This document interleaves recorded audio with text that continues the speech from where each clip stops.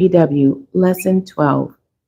Today's topic is Paul, the persecuted, or Paul, the persecutor turned preacher. The lesson text is coming out of Acts chapter 9, verse 15. The memory verse. I will read the King James Version first, and then the New Living Translation of Acts chapter 9, verse 15. But the Lord said unto him, Go thy way, for he is a chosen vessel unto me, to bear my name before the Gentiles and kings and the children of Israel. The New Living Translation of Acts chapter 9, verse 15. But the Lord said, Go, for Saul is my chosen instrument, to take my message to the Gentiles and to kings, as well as to the people of Israel. The introduction. Paul enters the biblical story as one of the most unlikely candidates for gospel ministry, known first as Saul of Tarsus. He is not searching for truth, doubting his beliefs, or questioning his convictions. He is confident, educated, and passionately certain that he is right. Paul's early life challenges a common assumption that resistance to God always comes from ignorance or rebellion. In Paul's case, resistance comes from zeal. He is deeply religious, thoroughly trained, and fully convinced that persecuting followers of Jesus is an act of faithfulness to God. This makes Paul's story both unsettling and hopeful. It is unsettling because it reveals how certainty can coexist with error. It is hopeful because it shows that God's grace reaches even those who are actively working against him. Paul reminds us that God does not only save the broken and wandering, he also confronts the confident and certain. When scripture introduces Saul, it does not soften his actions. He approves of Stephen's death, arrests believers, and attempts to extinguish the early church. Yet Acts chapter 9, verse 15 reveals heaven's perspective, while earth recoils in fear. He is a chosen vessel unto me. God speaks purpose over Paul before Paul ever repents, preaches, or changes direction. This lesson explores how God interrupts Paul's destructive path, dismantles his certainty, and redirects his passion toward a purpose that will shape Christianity for generations. The discussion. Paul's conversion begins with confrontation rather than curiosity. On the road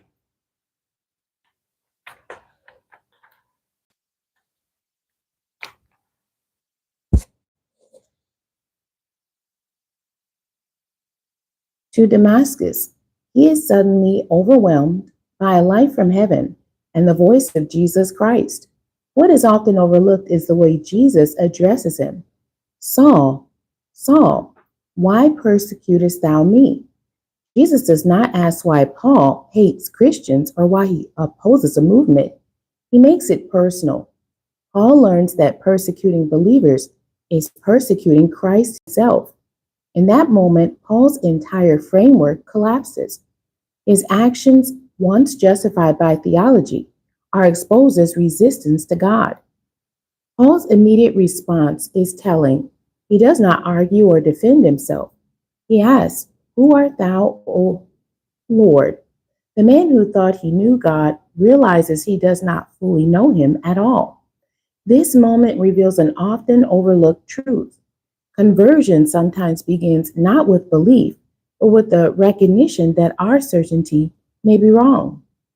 Paul's faith is not destroyed, it is dismantled so it can be rebuilt on truth. Paul's blindness following the encounter is deeply symbolic.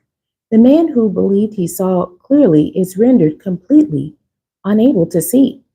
For 3 days, he sits in darkness, fasting and praying. This is not punishment, it is preparation. God creates space between who Paul was and who he will become. Silence, waiting, and vulnerability become the environment in which transformation takes root. God does not rush Paul into ministry. There is an intentional pause, a season of unlearning before relearning. Another overlooked perspective emerges through Ananias. God commands him to go to Paul, but Ananias resists, rehearsing Paul's violent reputation because God does not deny the past, he reframes the future. He is a chosen vessel unto me. God declares this statement reveals something critical about calling. It is established by God's purpose, not human approval. Paul's reputation does not cancel his assignment. God sees capacity where others see danger. God also reveals that Paul's calling will be costly. He tells Ananias that Paul will suffer for his name. This is significant because it shows that redemption does not erase consequence or hardship. Paul's transformation does not remove struggle, it redirects it. The man who once caused suffering will now endure it for the sake of Christ. His former intensity is not removed, it is redeemed. When Paul's sight is restored, his direction is clear. He is baptized, strengthened, and begins to preach. His transformation is not delayed or hesitant. The same urgency that once fueled persecution now fuels proclamation. What changed was not Paul's passion, but its alignment. God did not take away Paul's drive, he gave it truth. The application. Paul's story challenges the belief that strong opposition disqualifies a person from usefulness. In reality, opposition often masks untapped calling.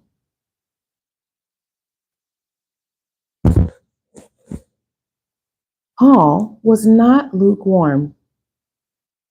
God did not discard his zeal, intellect, or discipline. He redeemed them. This teaches us that God does not waste personality, strength, or passion. He redirects them.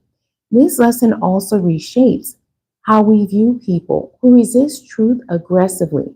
Paul was not searching for Jesus when Jesus found him. God is not limited by human resistance or hostility. Some of the most powerful witnesses emerge from the strongest opposition because encounter dismantles certainty and replaces it with conviction.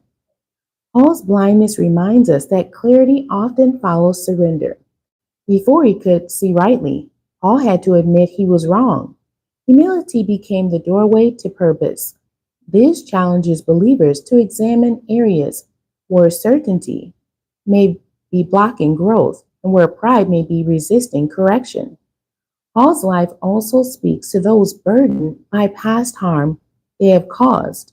Redemption does not pretend the past never happened, but it prevents the past from defining the future. God does not excuse Paul's violence, but he transforms its direction. Grace does not deny responsibility, it offers purpose beyond it. The conclusion. Paul's journey from persecutor to preacher reveals the radical reach of God's grace. No heart is too hardened, no past too hostile, and no life too misdirected for God to intervene.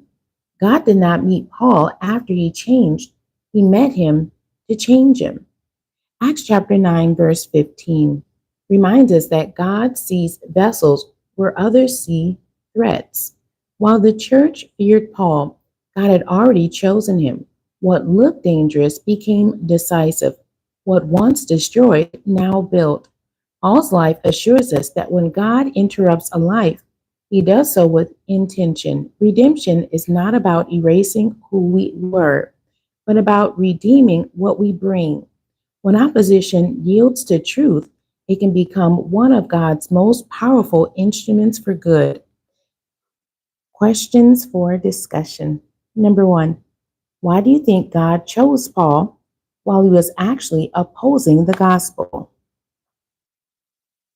Number 2, what role did blindness, silence, and waiting play in Paul's transformation? Number 3, how does God's declaration, chosen vessel, challenge how we evaluate people today? Number 4, In what ways might strong resistance or opposition conceal calling? And number 5, how can Paul's story reshape how we view our own past or the past of others?